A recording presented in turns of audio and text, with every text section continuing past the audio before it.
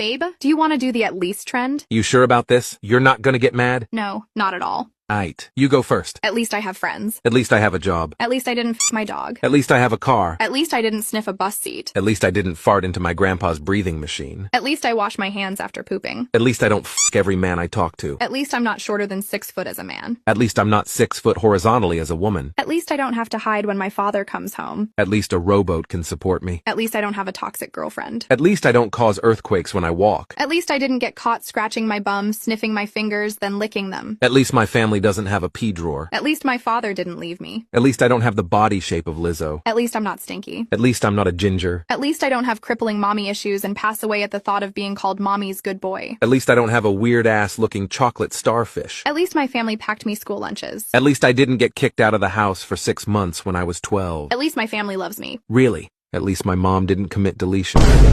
At least my father didn't go back to rehab 4 times, and each time he'd promise me that he would get better. At least my older siblings didn't have to take care of me my whole life. At least I didn't have a broken childhood. Hello? It's your turn, by the way.